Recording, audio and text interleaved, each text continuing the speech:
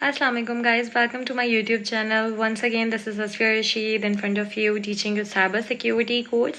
आज हम मॉड्यूल 1 के पार्ट 4 की तरफ जाएंगे। पार्ट 4 को कवर करेंगे इस वीडियो में और इंशाल्लाह पार्ट 4 भी हमारा एक ही वीडियो में कवर हो जाएगा। इस पार्ट में हम टाइप्स ऑफ अटैकर्स पढ़ेंगे कि अटैकर्स या हैकर्स की कितनी किस्म की टाइप्स होती हैं और उसको किस तरह डिफाइन और किस तरह कैटेगराइज किया हुआ है। So let's go to the lesson. So let's start part 4 of module 1. इस पार्ट में हम देखेंगे कि कितने किस्म के अटैकर्स साइबर अटैकर्स यहाँ होते हैं या हम उनको किस तरह से कैटेगराइज करते हैं। ये तो आप देख ही चुके हैं कि अटैकर्स पर एक इंडिविजुअल भी हो सकता है और डिफरेंट ग्रुप्स भी हो सकते हैं जिनको सिर्फ इंटरेस्ट होता है गेन में, वो चाहे किसी भी किस्म का हो, चाहे वो क्रेडिट कार्ड्स हो, चाहे वो प्रोडक्ट डिज़ाइन हो या एनीथिंग। सो हम मोस्ट कॉमन अटैकर्स देखते हैं। मोस्ट कॉमन अटैकर्स में जो क्लासिफाइड होते हैं मोस्ट कॉमन अटैकर्स वो होते हैं वाइट हैट, ग्रे हैट और ब्लैक हैट। अब इसमें हम ये देखेंगे कि इन ईच हैट क्या चेंजेस आते हैं, किस लिए इनको क्लासिफाई किया है। उससे पहले हम देखते हैं एमेटर क्या चीज़ है। एमेटर एक टर्म है स्क्रिप्ट किडीज़, फर्स्ट अपेयर 1990s में ये सामने आए थे। बेसिकली ये होते हैं इनएक्सपीरियंस्ड हैकर्स जिनको बहुत ज़्यादा एक्सपीरियंस नहीं होता और वो जस्ट एग्जिस्टिंग टूल्स के हेल्प से हैकिंग करते हैं और समटाइम्स सिंपल टूल्स यूज़ करते हुए भी ये इतना ज़्यादा आपको नुकसान पहुंचा सकते हैं कि आपको उसके काफ़ी कॉन्सिक्वेंसेस फेस करने पड़ सकते हैं। इसके बाद हम हैकर्स पे चलते हैं। ओके, जो हमने स्टार्टिंग में देखे हैं टाइप ऑफ अटैकर्स, वो बेसिकली हैकर्स की टाइप्स हैं, white hat, grey hat and black hat.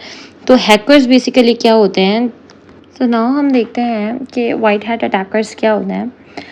Basically white hat hackers जो होते हैं वो अच्छे वाले हैकर्स होते हैं। वो बेसिकली आपके नेटवर्क में ब्रेक डाउन करते हैं जस्ट इसलिए ताकि वो आइडेंटिफाई कर सकें कि कहाँ सिक्योरिटी सिस्टम में वीकनेस आ रही है या आपके नेटवर्क में कहाँ वीकनेस आ रही है और कहाँ इसको मज़ीद इम्प्रूव करने की ज़रूरत है। और ये सब कुछ वो आपके जो ओनर है, ओनर की परमिशन के साथ करते हैं ताकि वाइट हैट अटैकर्स इसलिए अटैक करते हैं ताकि कोई और अटैकर, कोई बाहर का अटैकर अटैक करके इन्फॉर्मेशन ना लीक कर दे। So if we talk about the grey hat attackers, they are someone who may violate ethical standards or principles but without the malicious intentions. तो उनकी इंटेंशंस वो नहीं होती हैं कि वो आपको डैमेज पहुंचाएं या आपका कोई गेन, आपसे कोई अनफेयर गेन ले सकें। बस उनका काम ये होता है, वो जस्ट एक क्यूरियोसिटी बेस्ड होते हैं, आप ये कह सकते हैं। But they are mixed, like वो ऐसा भी कर सकते हैं कि वो आपको कोई नुकसान ना पहुंचाएं, जस्ट आपकी इन्फॉर्मेशन उठा के पब्लिक कर दें। और जो एक्चुअल हैकर्स हैं वो फिर आपकी उस इन्फॉर्मेशन से फ़ायदा उठा के आपको नुकसान पहुंचा सकें। उसके बाद हम बोलते हैं ब्लैक हैट अटैकर्स। वो कौन होते हैं, वो तो कम्प्लीटली उनका पर्पज़ यही है कि वो इलीगल, पर्सनल, फाइनेंशियल और पॉलिटिकल गेन हासिल कर सकें आपके डेटा से। Okay, in the next slide हमें एक और टाइप पढ़ाई जा रही है जो कि है organised hackers.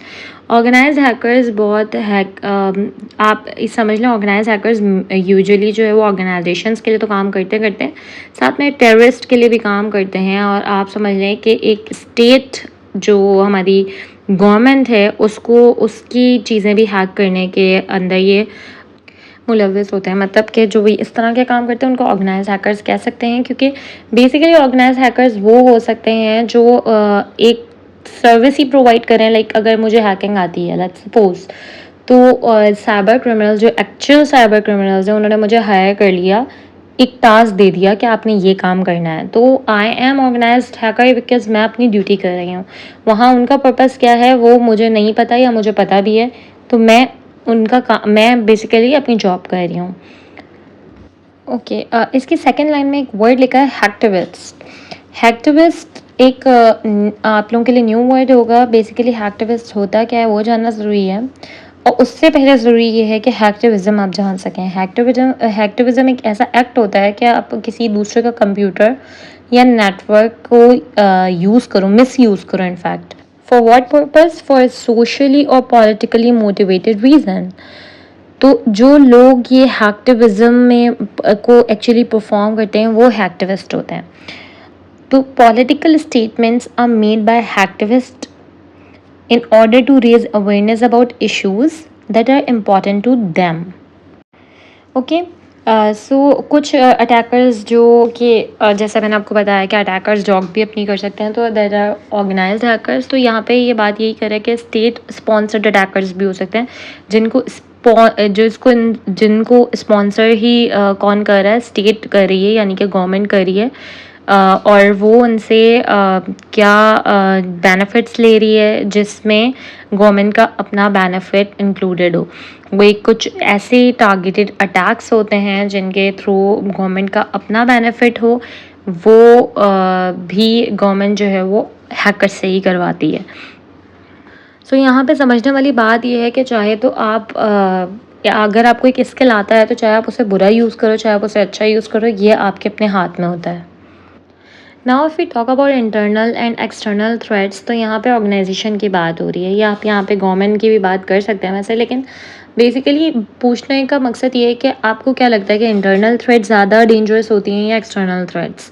Cyber attacks can originate from within an organization as well as from outside of it, यानी कि वो ऑर्गेनाइजेशन के अंदर भी हो सकती हैं, ऑर्गेनाइजेशन के बाहर से भी हो सकती हैं। So let's see how it could be internal. Employees, contract staff और trusted partners can accidentally or intentionally, ये बड़ा important point है कि कोई भी एम्प्लॉय या पार्टनर या एनीवन वो एक्सीडेंटली भी कर सकता है ये काम और इंटेंशनली भी कर सकता है। हो सकता है उसको उस चीज़ के पैसे मिले हों, हो सकता है उससे गलती से हो गया हो। क्या चीज़ें हैं वो? मिस हैंडल कर दिया उसने कॉन्फिडेंशियल डेटा, उससे कॉन्फिडेंशियल डेटा कहीं और पहुंच गया। Facilitate outside attacks by connecting infected USB media into the organization's computer system. अब उसके पास USB कहाँ से आ रही है? डिपेंड्स। हो सकता है उसको किसी ने एक्सटर्नली जान के दियो ताकि वो अपने कंप्यूटर डिवाइस में लगाए और जो ऑर्गेनाइजेशन का डेटा है वो सारा उनके पास आ जाए, या फिर हो सकता है कि वो नहीं जानता हो कि इस USB में इस तरह का कोई मालवेयर इंस्टॉल्ड है। ठीक है, थर्ड पार्ट ये है invite malware onto the organization's network by clicking on malicious emails और वेबसाइट्स। अब उनके पास कोई ईमेल आई है, कोई स्पैम ईमेल आई है और उन्होंने गलती से क्लिक कर दिया, गलती से कर दिया, ये इंटेंशनली कर दिया, उसके थ्रू भी डेटा लीक हो सकता है या अटैक हो सकता है। और किस लेवल का हो सकता है ये सिर्फ उसी को पता है जो अटैक करने वाला है। Threaten the operations of internal servers और नेटवर्क इंफ्रास्ट्रक्चर डिवाइसेस। तो ये भी एक एम्प्लॉय एक्सीडेंटली भी कर सकता है और इंटेंशनली भी कर सकता है। नाउ वी विल सी कि एक्सटर्नल अटैक्स किस तरह से हो सकते हैं। Amateur or skilled attackers outside of the organization can exploit vulnerabilities in the network, gain unauthorized access to computing devices, use social engineering to gain unauthorized access to organizational data. ये सारी चीज़ें हम ऑलरेडी पढ़ चुके हैं कि वो क्या क्या काम कर सकते हैं अटैकर्स। तो बेसिकली जो नया पार्ट था यहाँ वो इंटरनल अटैकर्स का था, या इंटरनली किस तरह से अटैक्स हो सकते हैं उस चीज़ का था। एक्सटर्नल जो चीज़ें हैं वो तो हम पढ़ ही चुके हैं कि वो किस किस तरह से आपको नुकसान पहुँचा सकते हैं। बात यहाँ समझने की ये है कि एक्सटर्नली ज़्यादा नुकसान पहुँच सकता है या इंटरनली। तो what do you think? Remember that phishing email you received earlier from one of your customers, जो मैंने आपको एक अपोलो की एग्जांपल दी थी कि इस तरह से जो है वो एक फिशिंग ईमेल आई थी। So was that an internal और external security threat? Yes, definitely it was an internal. Okay, so यहाँ पे हमारा पार्ट 4 ख़त्म होता है और इंशाल्लाह हम नेक्स्ट पार्ट 5 में काफ़ी सारी नई चीज़ें सीखेंगे। तो वो पार्ट बहुत इंपॉर्टेंट है और वहाँ से एक तरह से आप समझ सकते हैं कि एक्चुअल साइबर सिक्योरिटी का कोर्स आप ऐसा समझ सकते हैं कि पार्ट 4 से जिन लोगों को थोड़ी बहुत भी नो हाउ थी कि साइबर सिक्योरिटी अटैक्स होते क्या हैं, तो उनका बेसिकली आज से ही एक नया कोर्स स्टार्ट हुआ है। और ये है कि साइबर अटैकर्स जो है वो वेरी कर सकते हैं अपनी गोल्स, मोटिवेशन और कैपेबिलिटीज़ के ऊपर कि वो किस अटैकर्स की काइंड में या टाइप में फॉल करते हैं। आज के लिए मैं इतना ही यहाँ पे ही अपनी वीडियो को ख़त्म करती हूँ और इंशाल्लाह फिर नेक्स्ट पार्ट 5 के साथ कल मुलाकात होगी। अल्लाह हाफ़िज़।